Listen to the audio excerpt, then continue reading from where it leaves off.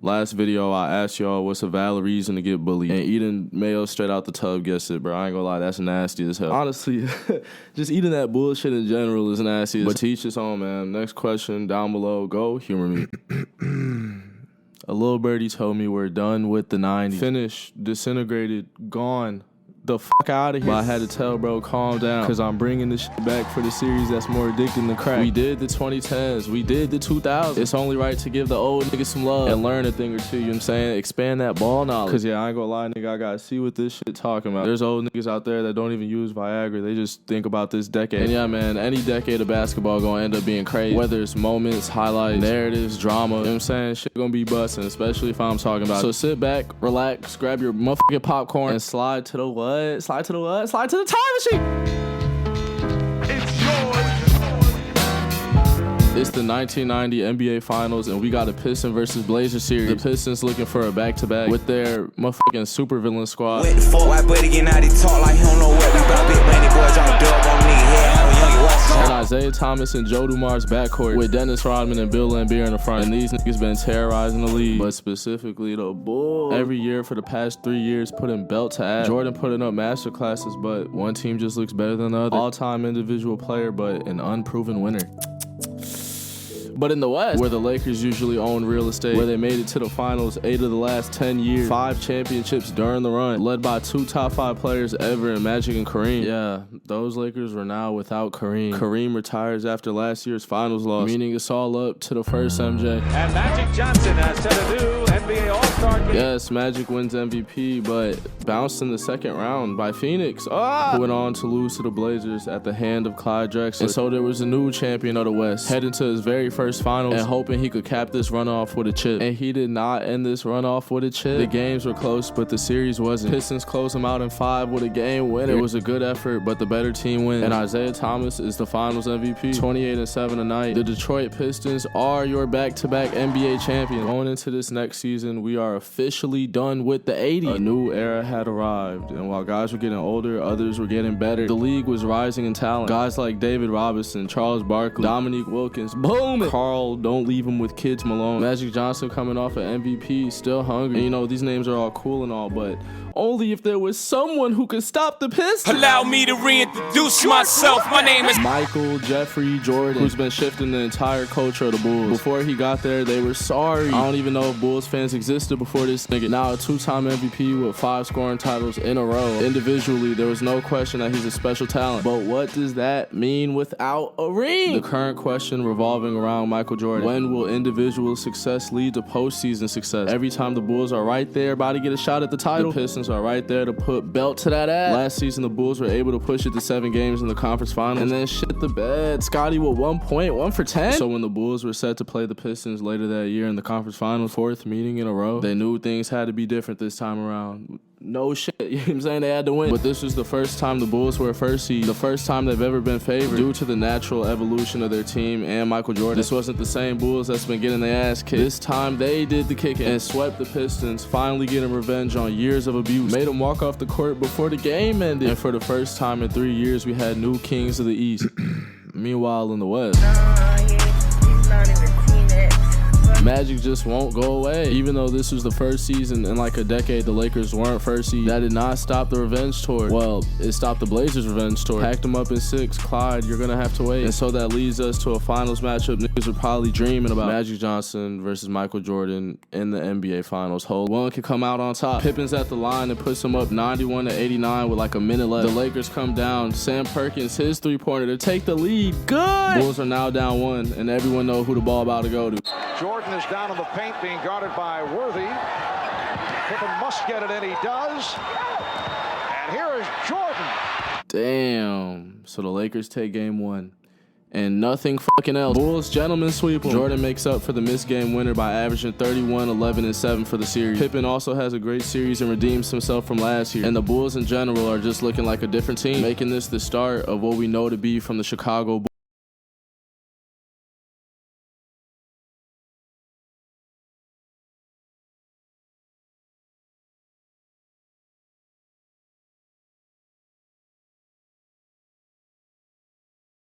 signed a 7-year, $18 million deal. To put this in perspective, that's like a Jay Crowder contract.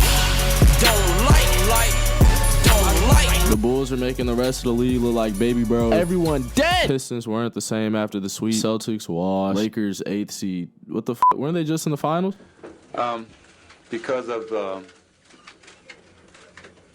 HIV virus that I have attained, I will have to retire from the Lakers. Oh, shit, yeah. I forgot, bro. Called a first-degree burn. And then there's some decent motherfuckers, but come on. The league is in Cook County. The Bulls end that season on 67 wins. Going to the playoffs, sweep Miami, go to 7 competitive games with the Knicks, but come out on top. And again, steals the heart of the Cavs. Awaiting them in the finals, though, was the other first seed, the Blazers. Mama just told me to count my blessings. And Clyde versus Jordan was everywhere. By far the 2 best guards in the league. Both first seeds coming out of their conference. And both looking to bring home a championship. But only one of them can. I wonder who. Gave Clyde 36 big ones a game. On 50, 40, 90 shooting in the final. And the Chicago Bulls go back-to-back. Damn. That was a good summer for Michael Jordan. Won another championship and then a gold medal with the niggas he beat. It's looking like some scary hours in Chicago right now. Going into the next season, every team's objective is plain and simple. Dethrone the Bulls. Phoenix decides to trade for Charles Barkley, who is finally done wasting time in Philly. Playing like a top 5 player in the league, but surrounded by a bunch of bullshit. Making this move Charles Barkley's chance to prove. Are the stats empty or can he contribute to win it? Throw your hands in the air if you's a true player. The Suns become the best team in the league that season thanks to their new MVP, Charles Barkley. Trade worked out exactly how they were hoping, and now they're just hoping it'll carry into the postseason. The Knicks got themselves a little first seed too. Team looking nice. Pat Ewing, Oakley, John Stark gave the Bulls problems all regular season. And you know, this regular season talk is all cool and shit, but who gon' do it in the off? B2A, nigga. Everyone, everybody. And it's crazy. In the finals, the Suns got it worse than the East did. 41-9 on 50% shooting. 40-1. Dan Marley, I'm damn sorry you had to guard that shit, bro. 3 in a row. With that, the Bulls become the first team in 25 years to 3-peat. Who is gonna stop this nigga? Could he even do it himself? I think everyone knows exactly what the circumstances are right now in terms of my decision not to play the game of basketball. Your decision not to what, nigga? And just like that, at the peak of his career, Michael Jordan decides to end his career. With the passing of his father, plus an already Hall of Fame resume. 3 chips in a row, bro. He said this basketball shit is sweet, bro. I need something hard. Hey, yo. But while this was sad for Bulls fans and honestly just NBA fans in general, there's about 29 other teams who were happy as shit. With Jordan retiring, the league became open season. There was actually a chance for a team other than the Bulls to win, and a chance for a player other than Michael Jordan to be the best in the world. This season was set up to be nothing like the rest. And then there was one who was really nothing like the rest. You know me. Hakeem the Dream Olajuwon, may you never wake up, led the Rockets to a second seed, averaging 27 and 12, along with 4 blocks and making niggas look silly in the post. Goes on to win MVP and a back-to-back Defensive Player of the Year. No one had answers for bro on either side of the floor. While Michael Jordan's departure was good news for the entire league, you know, every year we get to see who's gonna lose to the Bulls next. For the East, though, specifically, this shit meant the world. For the first time in a while, other teams were excited for the playoffs. Hawks, Knicks, Magic, Pacers, and shit. The Bulls, too. Everyone trying to prove and make the most out of their father's absence. So heading into the playoffs, everybody knew this shit about to be a fucking move. The second round of the playoffs, we got a Knicks versus Bulls rematch. After years of Jordan's abuse, this was the Knicks' opportunity. And it's a dogfight. We getting game winners, niggas getting mad. But through it all in all, after 7 games, the Knicks defeat the Bulls to go on to the conference finals and face Reggie Miller and the Pacers. Fast forward, and the series is tied 2-2. Game 5, and Reggie Miller said, "This will be mine." 25 fourth quarter points. The Pacers go up 3-2. Yeah, tell their ass, Reggie. And then they lose the next 2, and the Knicks are heading to the finals. In hopes for their first ring in 20 years. Patrick Ewing still holding it down for them boys on the block. And looking at who they about to face, you're gonna really have to hold that bitch down. You know me. You know me. In every series this playoffs, the MVP is looking like an MVP. 30, 11, and 4 blocks across all rounds. And outplayed last season's MVP in a game 7. No super team, no second star, just Hakeem on an all-time run and getting ready to cap off an all-time season. So New York, my only question for you is, are you awake or are you fucking... You know me. series is tied 3-3 after Hakeem blocks John Stark's literal shot at a title. Both teams are heading back to Houston for a Game 7. Everybody's two favorite words. Who wants it most? Who wants it most? You know me. Damn, John Stark. 2 for 18 in a Game 7 is nuts. Nigga, you better swing that bitch. Yes, the Rockets are the 1994 NBA champions. And shocker, shocker, Hakeem wins Finals MVP. Nigga won a Depoy MVP and Finals MVP in the same season. Okay, super nigga, I see you. Damn, Jordan. Where the fuck are you, buddy? Well, while he was golfing or whatever, the league was getting taken over by Titans. All the top niggas hitting that block. Hakeem still playing on the same level as last year, but the Rockets dropped to a 6 seed, pretty much erasing him out of any MVP talk. So instead, they went to D-Rob. Yes, the MVP of the 1995 season. Spurs go from a 5th to 1st seed. And last year when they were 5th, David Robinson won the scoring title by 1 game where he dropped 71 to beat Shaq. That's nuts. And funny enough, the MVP was between both of them this year. Both leading their franchise to 1st seed. Both putting up monster stats. And without Jordan, the league is still wide open. He's back! Nick finally put down the tennis racket and picked up the basketball and then put it all in Madison Square Garden's hoop. Jordan was officially back and just in time for the playoff where the Bulls were set to face that 22-year-old in Orlando, co-starring with another All-NBA Penny Hardaway. And together they give Jordan his first playoff L in 5 years. Damn, cookie! Orlando goes on to face Indiana in a 7-game series where each team won all their home games and Orlando with the home court advantage. Reggie Miller a game away again, but it'll be Shaq and Penny Hardaway fighting for a title against You know me. You know me. Coming out the West, we're seeing one of the greatest playoff runs of all time. Hakeem looking for a back-to-back as the 6th seed this time. Packs up John Stockton and Carl Can't Leave Kids Alone, knocking out the 3rd seed Jazz to then face the 2nd seed Suns, who are up 3-1. Shit, Chuck. Before they got put to sleep. And then in the Western Conference Finals where the Rockets were set to face the Spurs, the 1st seed MVP-led Spurs, he give him his best series of the playoffs and then get him the fuck out of there. And now all that's left is the number 1 seed Orlando Magic. Shaq versus Hakeem, we're in for a move. I'm sorry, young Padawans. Y'all are not yet Jedi. Nobody hurt, nothing like that. Just a clean sweep. And the Rockets can also thank Clyde for that, who they picked up mid-season. Went crazy for him and finally got that ring. The Houston Rockets go back-to-back. And on the way there, Hakeem outplays and beats every other elite big man in the league. From one of the greatest seasons of all time to one of the greatest playoff runs of all time. Back-to-back, the league is looking sleepy. Oh, shit.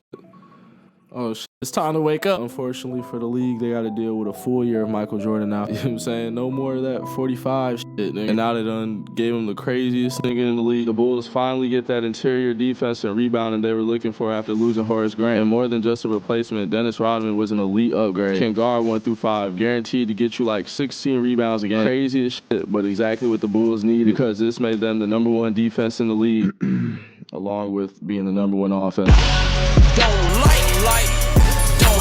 They go 72-10 and have the greatest regular season of all time at the time. Best offense, best defense, best coach, best player, best role player. It's looking scarier than when Jordan first retired. And of course, wins his 4th MVP in his first full season back. So going into them 1996 playoffs, moment of silence for everyone in their path. Miami swept, New York gentlemen swept, Orlando swept. But awaiting them in the finals, the 1st seed of the West, Supersonics, led by Sean Kemp and the Defensive Player of the Year, Gary Payton. A deep, disciplined, and physical team that was 1st seed in a conference that they dominated in the playoffs, including sweeping the defending champ, and now faced with the most important, hardest challenge yet, winning a ring versus Michael Jeffrey Jordan. 12:30, I was all alone, I can't be compromised. Bulls go up 3-0, and the Sonics wait till this to put the Defensive Player of the Year on Jordan. And he's clamping them. The Sonics win the next 2 games, it's 3-2, but the Bulls don't let him get shit else after that and win their first championship since Jordan's first retirement. First ring since the passing of his father on Father's Day. And just like that, the Bulls are right back where the fuck they left off. The league is back in Cook County. I'm saying dad's back and he brought milk. Shaq leaves Orlando, bruh. He tired of this shit. Charles Barkley leave Phoenix to join Hakeem in Houston. Niggas is getting old and Jordan is still winning.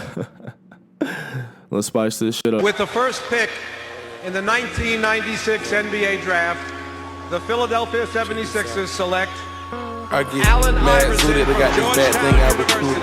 One of the greatest draft classes of all time. AI, Kobe, Steve Nash, Ray Allen, Jermaine O'Neal, Stephon Marbury. There's more. I could go on. Shit spiced the league up. But this next season, we still see there's one thing that hasn't changed. You guessed it, Sherlock. The Bulls' dominance. One game away from back-to-back 70-win seasons. And Jordan wins another MVP. Who won MVP? Yeah, we killed a bunch of them niggas. The white van man, we touching on niggas. Carl No Means No Malone leads the Jazz to their first seed ever. The pick and roll with Stockton being unmatched and being the reason why no teams in the West could fuck with them. Sweep the Clippers in the first round to then play the Lakers. Kobe and Shaq first run, and it fucking looked like it. Niggas shooting air balls and shit. Malone doing Shaq like he 13 years old. And then Utah meets the back-to-back champs in the Western Conference Finals. And with one shot to send them to the finals. Stockton, open three. It don't get no better than me. Am I understood? Nigga, it ain't no resting in peace. You resting in peace.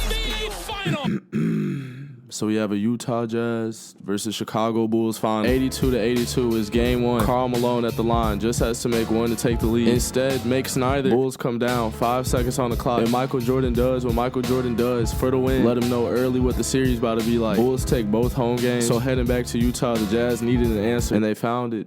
Fucking poison the dude. The night before game 5, Jordan gets sick as hell, experiencing flu-like symptoms due to food poisoning. You know, that's really tragic, or would be really tragic if it was somebody other than fucking. The Bulls split in Utah and go back to Chicago for a chance to end it all. Talking about a chance, a certainty to end it all. It's another nail biter. Jordan splits the double team to Steve Kerr. Game over. Making it number 5 for the Chicago Bulls. Back-to-back champs and now a chance to three-peat again. But this next season, there's some good teams. You know, the Lakers are tough now. The Heat are nice. The Pacers are still good. Nah, let's not even waste time like that, bro. Part 2. Again, we're gifted with a Bulls and Jazz finals. Nearing the end of a decade, the end of an era, these teams knew it had to happen now. But only one can make it happen. I wonder who. The Jazz take game 1 in overtime. John Stockton with 24 and the dagger. But Chicago come back game 2 to split at Utah. Then in game 3, holy fuck, 96-54. Did they remember they had a game? The Bulls then win their 3rd game in a row, and Utah responds in game 5, giving us the beautiful game 6 of the 1998 finals. It's 85-86. Bulls down 1. Jordan double teams Malone, gets the steal, takes the ball down the floor, getting ready to do his Michael Jordan. 17 seconds from game 7 or from championship number 6. Jordan open. Chicago with the lead. The Bulls win their 6th championship and Michael Jordan his 6th finals MVP. He does it again, closing the book off right. And that was the end of the Chicago Bulls. Phil Jackson out of there, Scottie Pippen's traded, and Jordan retires again. The end of an era. You know, that's actually kind of nice of him, giving the league one more open season before the 90s end. With this open season only being 50 games, NBA arguing about money per usual, leading to a lockout. And this leading to an 8th seed making the finals. The New York Knicks are back again, making another shot at the title, but this time, oh no. You have no idea how good Tim Duncan was. Oh my. Damn, I'm geek. I don't think that she want me for me. Tim Duncan in only his 2nd year looking like a future superstar. Him and David Robinson sweeping past the West. And then in the finals meet an 8th seed Knicks, whose best player tore his Achilles. Oh, yeah, that's free. That's free as hell. Damn, I'm geek. And with that, the Spurs wrap up the decade with their 1st championship. David Robinson finally gets one, ending his career off right. And Tim Duncan starting his career off right. And if you want to know more about how that went, nigga, go watch the other video. Watch the vid. After this, I'll roll a split up. My life like a dream. Every time I post, I win. Pockets full of cribs. In my crib is number blood. Walk around dirty as the fuck, dog shit. And I got mud, dog shit. And I got mud, dog shit. And I got mud. Walk around dirty